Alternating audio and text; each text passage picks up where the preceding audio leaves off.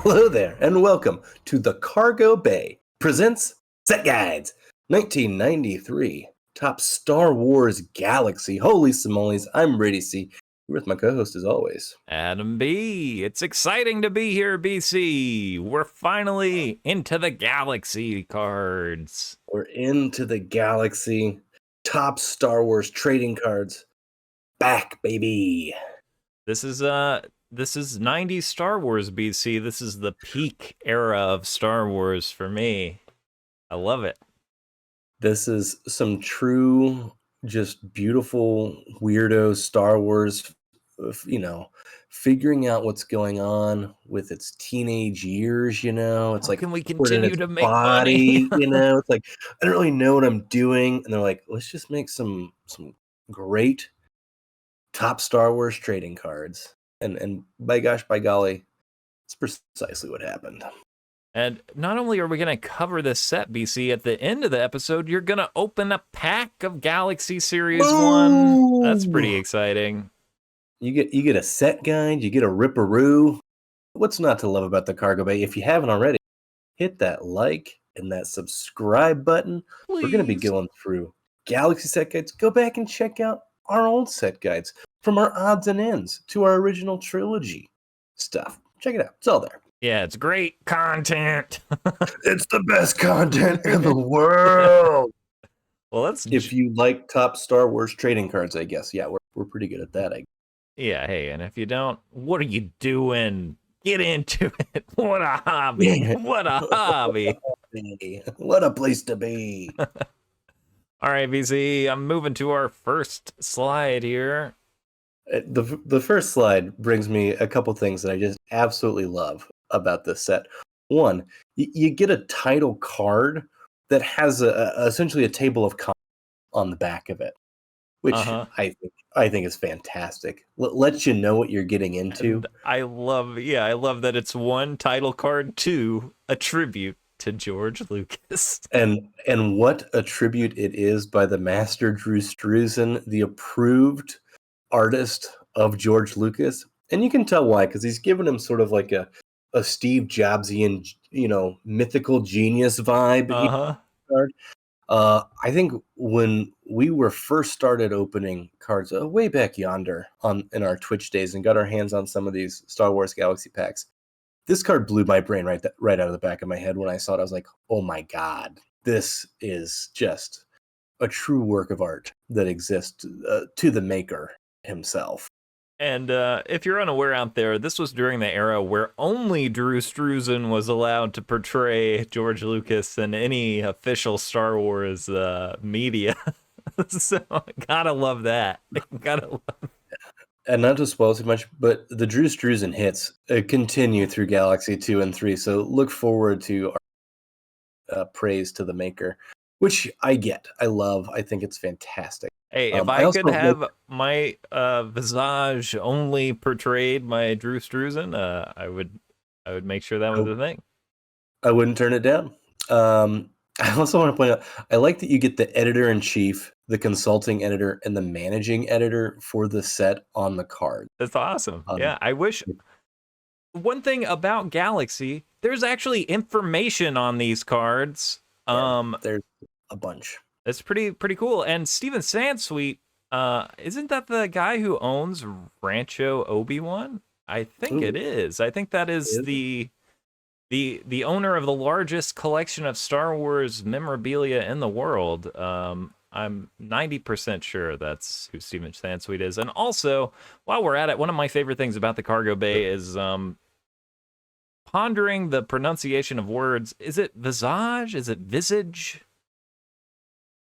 Well, this is a recurring segment now. It is now, yeah. A visage. Visage.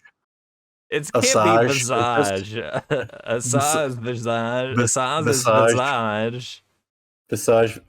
Visage. You should have seen Asajj's visage when Anakin gave her a corsage. Yeah, we'll go with visage. Visage sounds right. Okay. Yeah, it sounds good. We get our tribute to George Lucas, so both cards 1 and 2 have their own table of contents. You get the Star Wars ensemble, you get the design of Star Wars, the art of Star Wars, new visions, and the checklist as well. So if you want to hit the next slide, let's get into the ensemble. The back of this title card, man, there's a lot of 90s going on all over the place. And I believe what we have in the back in yellow is I can't remember his name right now. I don't know why. Famous sci-fi artist who did a poster for Star Wars. Anyway, here it is, BC. If you're a Galaxy 2022 head, you might be familiar with some of these. These were created for the 2022 set. These are the original character portraits from Galaxy Series 1. This set kind of comes out of nowhere, right? Because the last official top Star Wars release that we had would have been 10 years prior to this with Return of the Jedi. So it's been 10 years in the wilderness, 10 years in the desert, top Star Wars trading cards. And then you come back with these hits right here. These portraits are done by the artist Joe Smith. You get some cool colors. Of course, the Luke Skywalker is famous because it's in, I think, every single set of the 1977 top Star Wars from one angle or another. Oh, yeah. But this image is used multiple times in the 77 set. So these are some good examples. These are, as a collector, I think these are great. It's so hard to tell if these are centered because of the way that they're designed with that white portion going into the corner. So it's such a weird thing to know how miscut. You can kind of tell by the Galaxy logo in the top left. Because I've opened a box of this previously, and there are some where that diagonal cut is can be, not quite a quarter, but significantly up the card versus some that are more directly in the corner. Seems like the Han is the best one here. Yeah, I would say so, because you actually see it meet the corner there. Yeah. There's a few people are starting to grade these now.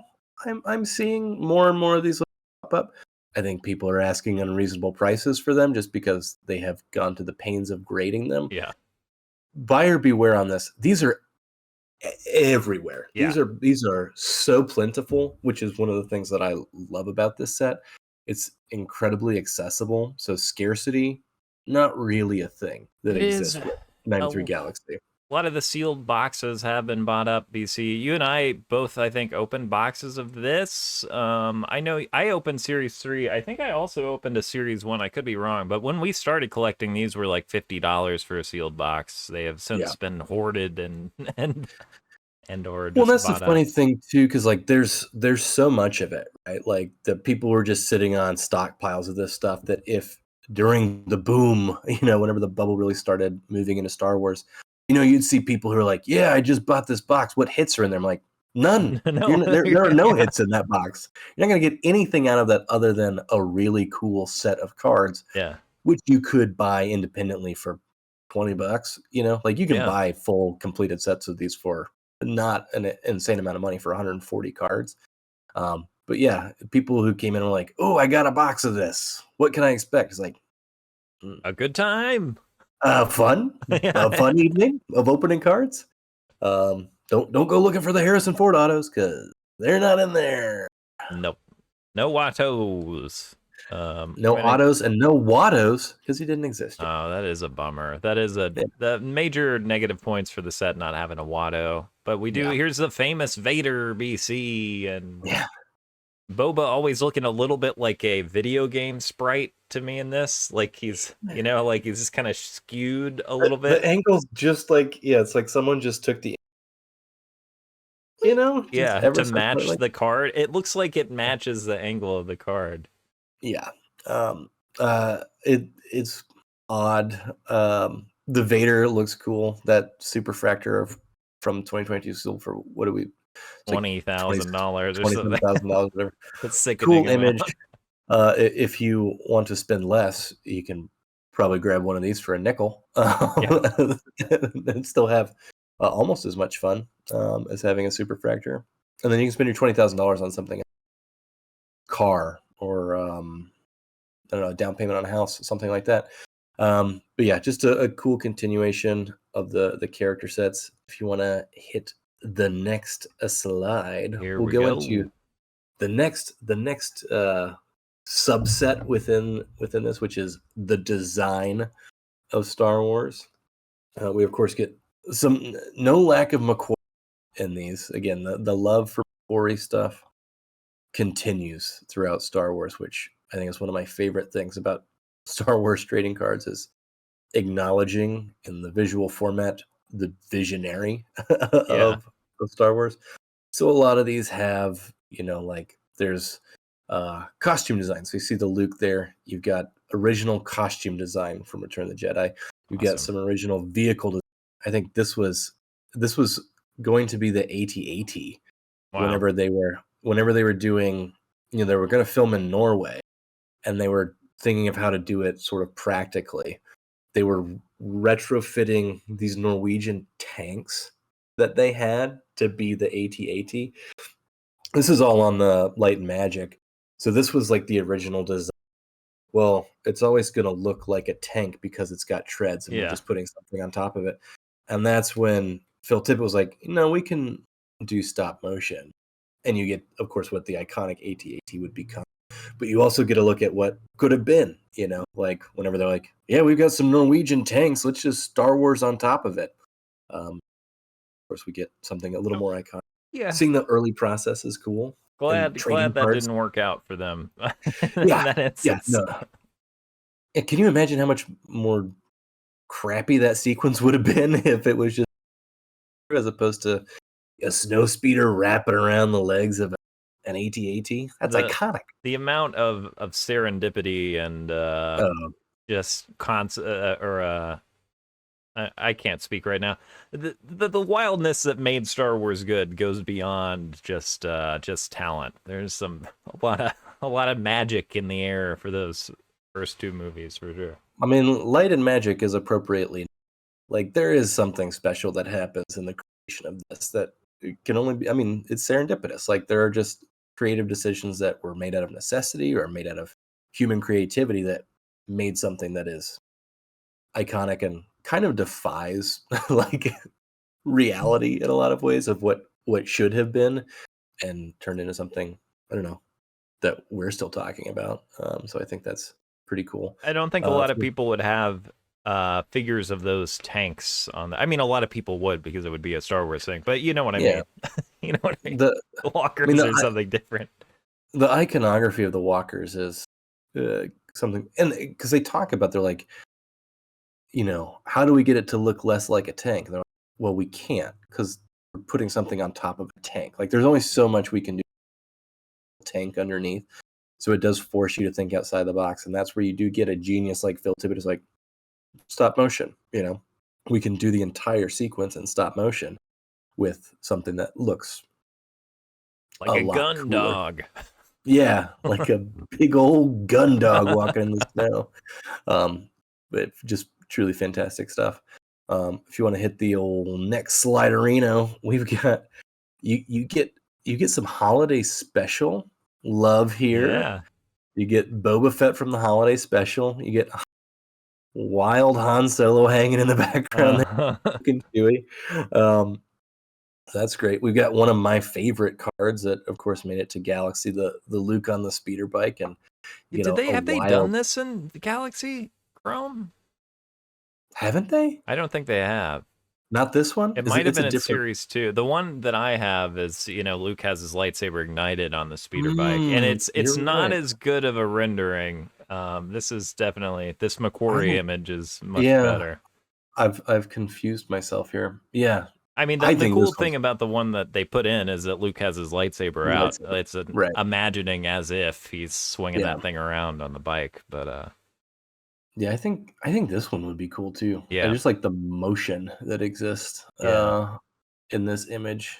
Feels like we're zipping through Endor, and then you get a conceptual Yoda just looking, let's sassy, Look at that.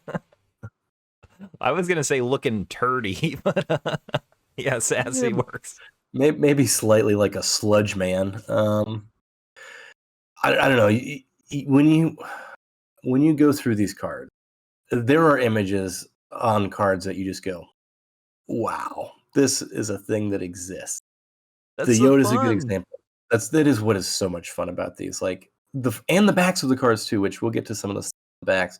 But like the images on these, it's like, to me, Galaxy is the best part of what top Star Wars trading cards is. This is the foundation of it. Like where you bring in the art.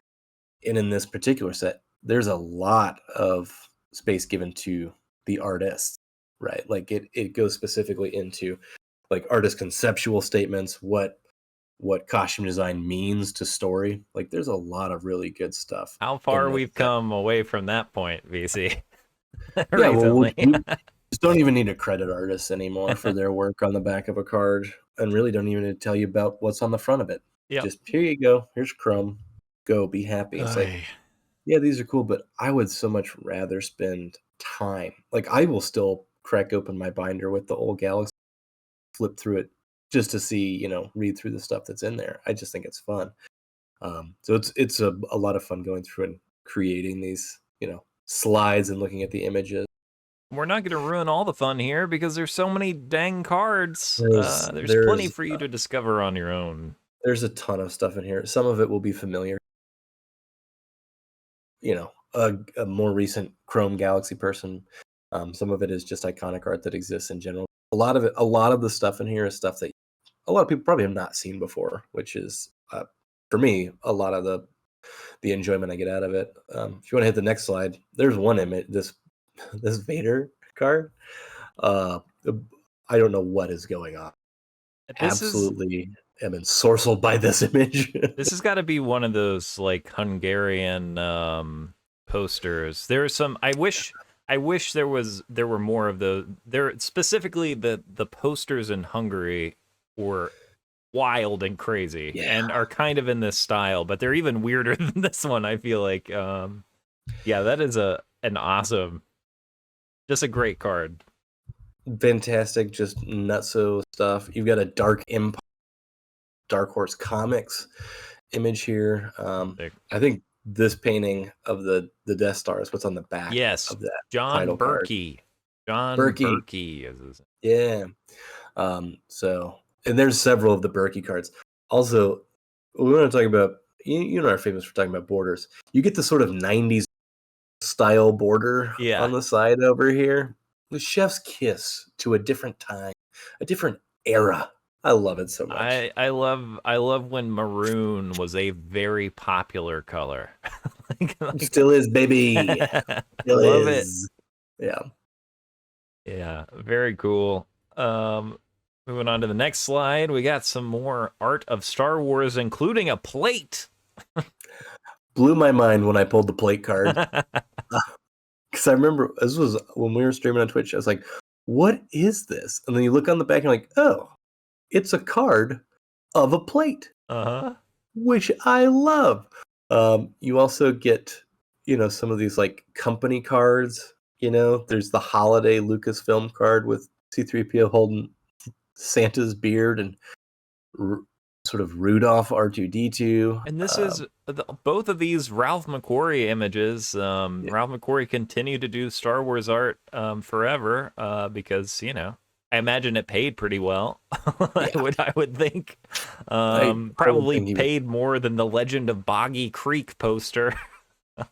pretty sure it did have longer legs. Well, that thing's got pretty long legs. But this parade coming right down Lankershim Boulevard, BC, I can almost Yeah. see that out my window. How about That's that? it's your neck of the woods there. Yeah. Again, just some of the wonderful images that you'll find in there, and then you've got another great and iconic image on the next slide there. Yeah, I just wanted to highlight the Splinter of the Mind's Eye card, BC. This image has always fascinated me. I didn't realize it was McQuarrie until recently. Of course it is because it's awesome. I finally went through this book for the first time, BC, and what I didn't remember, I think I've heard it before, is that Splinter of the Mind's Eye, the first Star Wars novel, was developed because the person who wrote it did the novelization of the original Star Wars, was hired to write it, and in case Star Wars was a box office failure, he was to write this to be a very cheap to produce sequel, like a super cheap Mhm. cash grab sequel to try to recoup some of that money, which I imagine was a thing at the time with bad sci-fi movies. And Right. so the stipulations were you got to use a lot of the same props, and it's got to be dirt cheap, and you can't use Harrison Ford because he didn't sign on to a multi-picture deal. Um, so anyway, Love it. really sorry to the author out there. It is poorly written. Seems like it was done in a rush. But it really feels like, wow, if the Ewok Adventure had been the sequel to Star Wars, kind of level of quality. And also, Luke and Leia are not brother and sister, so there's even more romance going on between the two of them. Although I don't think there's a big makeout Yay! scene. There's just like That's Luke tells Leia that he loves her at some point. There is it's interesting a what brotherly sort carries of moment. over. Yeah. Maybe that's what what does Yeah. carry over, like lightsabers cauterize wounds now. Kyber crystal, like that the mind's eye is a kyber crystal. Yeah. Of course there is also towards the end Luke cuts something with his lightsaber and there is blood, but not as much as he expected, even though it had gone through the pains of explaining that lightsabers cauterize wounds. So that's weird. But very violent too, extremely violent. And we get a big battle with Darth Vader at the end that's kind of similar, except that Luke feeds on his rage, and that is a good thing. Like, so the dark side, light side Yeah. hadn't quite been worked out. We also get reaching with the Force for things for the first time. So there's some stuff that carried over, I don't know. Weird, very strange novel. What a time to be alive. In against the wilderness of Star Wars, really found it. PC, The I lost image. you. You're back now. I got What wild a time time to to be be. alive. Yeah, okay. Yeah, wild time to be alive in the strange wilderness of Star Wars. The image for the mind splinter of the mind's eye has always struck me. It reads as very like Lord of the Rings fantasy to me for some reason, probably just because of the woods and the structure that's Yeah. around there.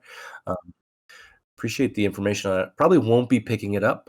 There was a copy of it at our used bookstore that was like one of the original printings that I almost bought just to have it, but was probably more money than I wanted to pay for a Yeah. copy of Splinter of the Mind's Eye. But I was like, oh, that's cool that they have that. It Yeah, had its it's I don't moments. know. Yeah, the image, the cover art has always been, I don't know, That's the really good highlight. in my opinion. Yeah, and rightfully included in our 1993 Galaxy set. Yeah. Does have a good subterranean exploration segment, which is one of my favorite things in fiction. So it's got that going for it. But Nice. all right, clicking on New W- Visions. We're firmly in the new vision. This is kind of where we get artists who are hired, more on that later, to come in and do new work for Star Wars, which, hey, shout out to Tops for hiring artists to do work for them. It's really something you should do again, in Yeah. terms of another or updated Galaxy set, as opposed to just using images that are already created and then not crediting your artists. I think this would be more along the route I would prefer to see them go. But we've got some iconic stuff. I love the giant C-3PO in Yeah. Done space. by Um, Mobius. The yes, incredible, like, one of the greatest sci-fi conceptual artists of all time, Mobius. This is his only Star Wars work that I'm aware of. There might be one or two other images, but and yeah. I will say this card in particular looks fantastic in Chrome.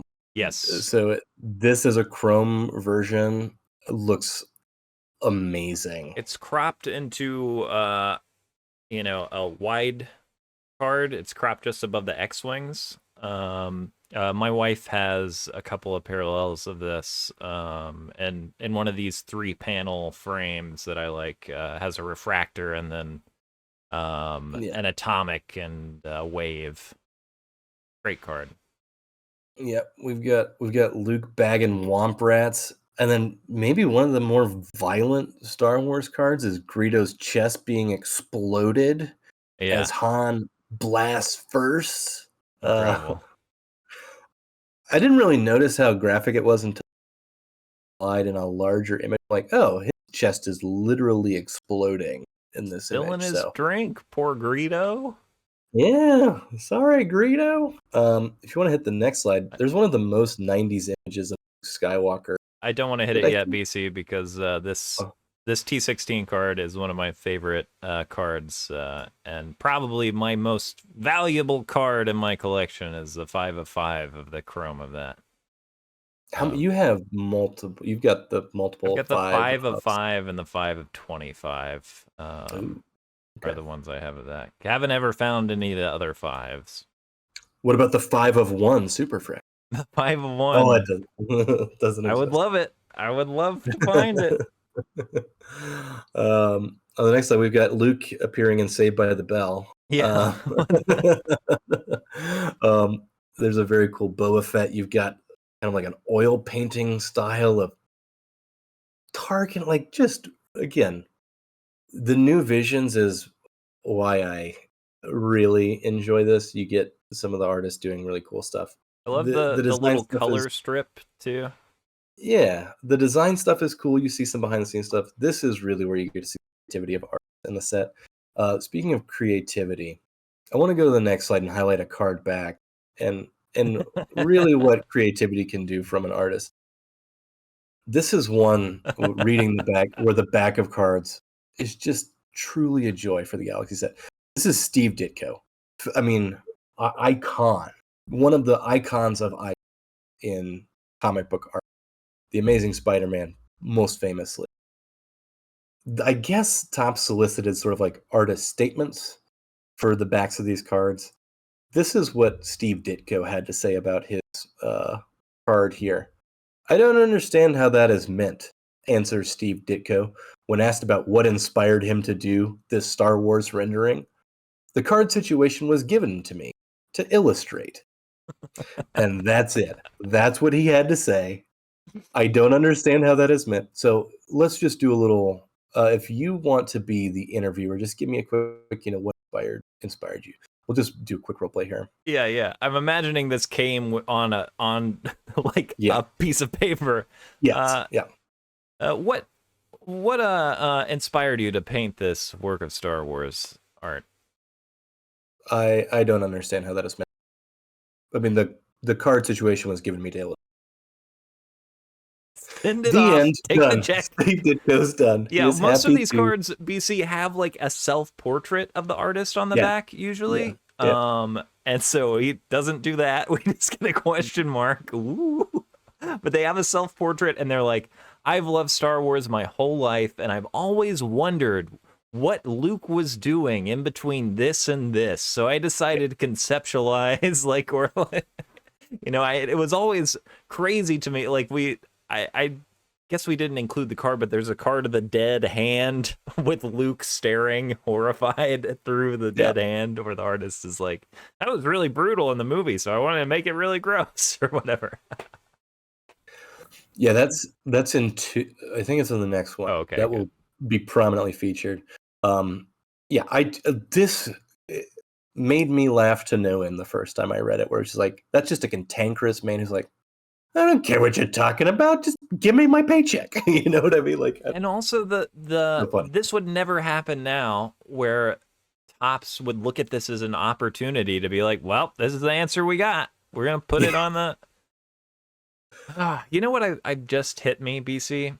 It's now on the newest Chrome Galaxy sets. The last two, we haven't even gotten the artist name. You know what I think they're moving to, BC?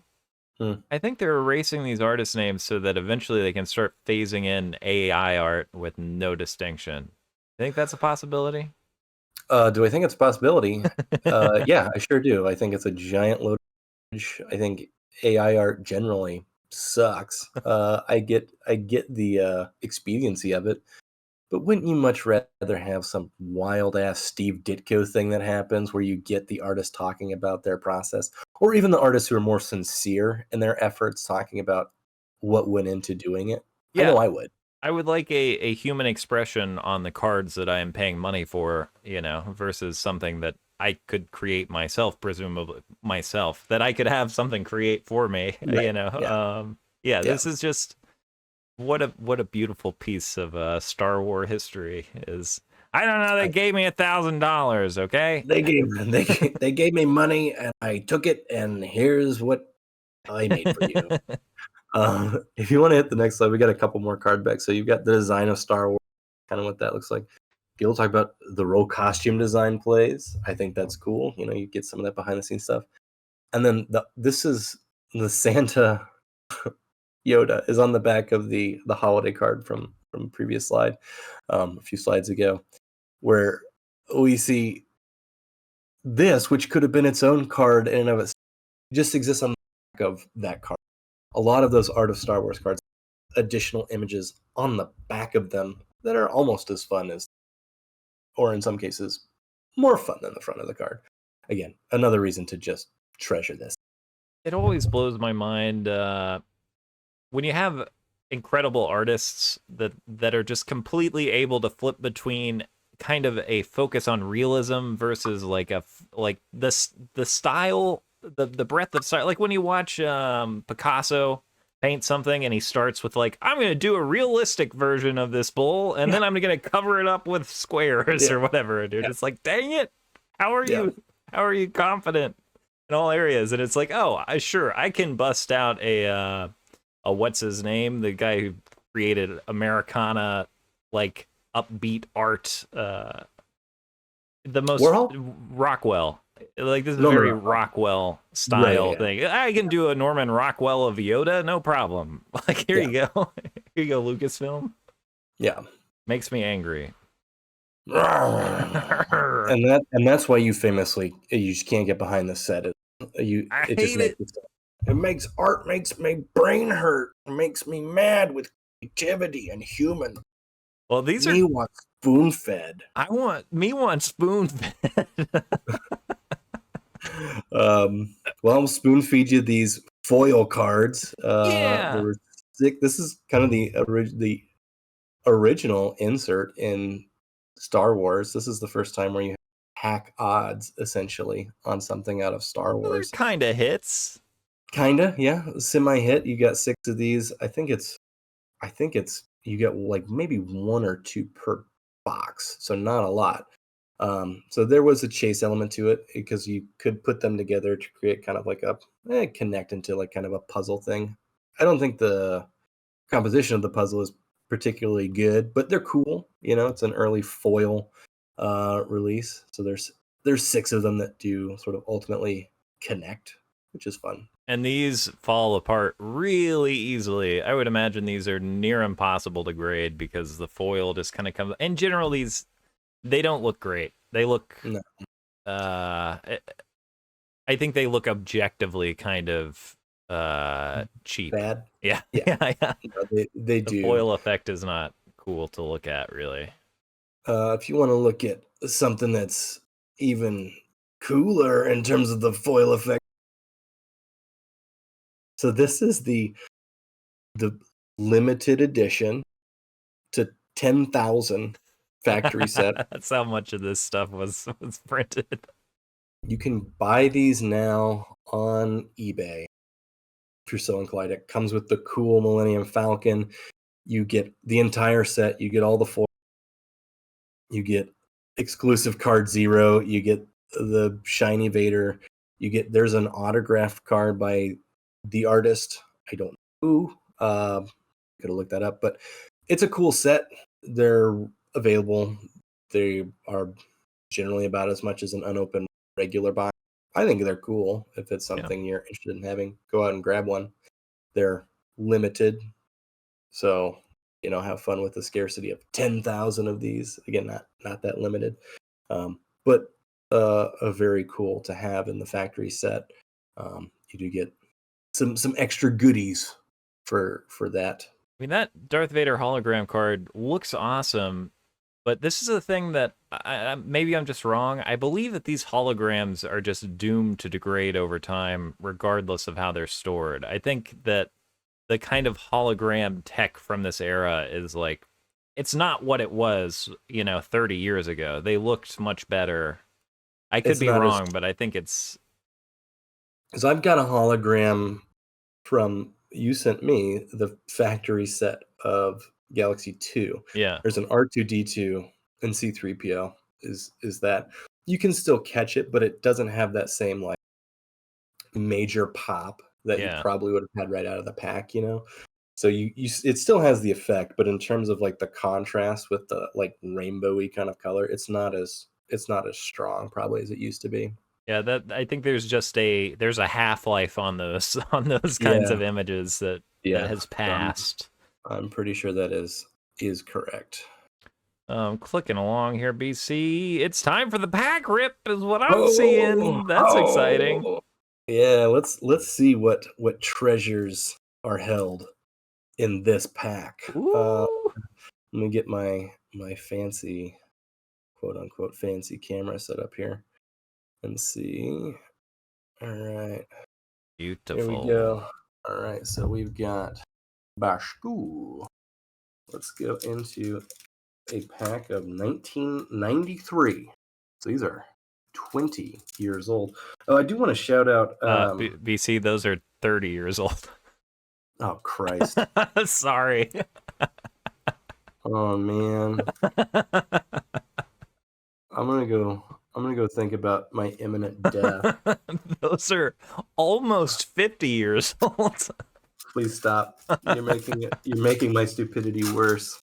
Um, I did want to shout out Rebel Base Card Podcast, who has a really good series. These are sort of bricky at the moment. We'll unearth them. It has a really good series of kind of behind the scenes with some of the original people who were behind Oh, that's the awesome. Galaxy series. They did that not too long ago. So here's the card we were just talking about, and that comes pretty nice. So there's the back. Again, you get a little postery kind A of little guy. Vader image over the card number. It's Yeah, pretty funny. It's interesting. beautiful. Love it. All right, let's. Oh yeah. Oh, come on. Come on. $10,000. Hey, hey, if you want to like or comment and you want this bad boy, let me know. I'll send it to you. That's a That's beautiful. a That's very a generous beautiful work of offer, art. BC. This is a cool one. Hey. We've seen this several times. Yep. Very cool. Let me just go. Let's just grab the back of the George Lucas too. Look at him. Amazing. That hat in the back pocket. Love to see it. This is pretty gnarly. Yeah. Again, this is going to be new vision. So here's what you're kind of talking about: that artist rendering or portrait of them, and you get all their sort of information. Here's a great. This is in. I think this is in 2022 Galaxy, where you've Yeah. got maybe he's born with it, maybe it's Maybelline. Yeah. Very, very That luxurious Wookiee that hair. hard middle part on Chewie is really nice. Nice This is McQuarrie. sweet. Yeah. The design of Star Wars, and then Super cool. brother and sister on the art of Star Wars. Very space opera esque. There you have it. Yeah, in the style of the serials from the 40s. Those I just love opening those packs. It's always fun to see what's in them. So I appreciate you sending that my way as we unearth 30-year-old cards. And like you Oh said, god. BC, 30 years ago, this is when they were just starting to kind of revitalize Star Wars, I believe, in anticipation of Lucas working on new Star Wars films. And this is when we had really the start of the expanded universe, new novels. I believe these cards, I guess we had a Dark Empire comic book, so I guess there was stuff coming out earlier than that. The Timothy Yeah. Zahn stuff probably was like 91 beginning. Yeah.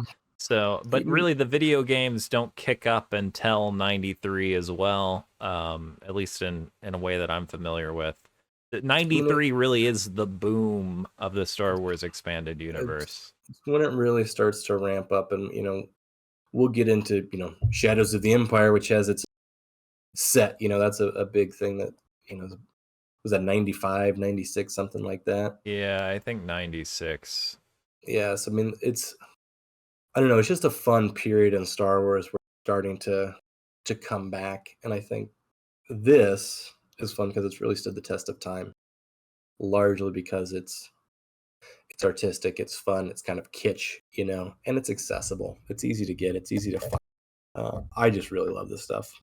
I love it, BC. Let us know in Yep. the comments how you feel about this set. And if you still hang on to any memories from way back in 1993, yeah, time goes by, doesn't it, BC? Well, I completely miscounted a decade, so it does go by. I could stand to get rid of one of those decades for sure. Throw I out know 10 which years worth of. I know which one I get rid of. Yeah, no, it's been a pleasure. It's been a joy. I appreciate you allowing me to ramble on about Star Wars Galaxy. And hey, we got, believe it or not, even more Galaxy coming up.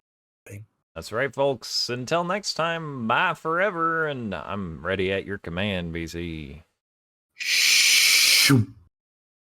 Oi, Fick.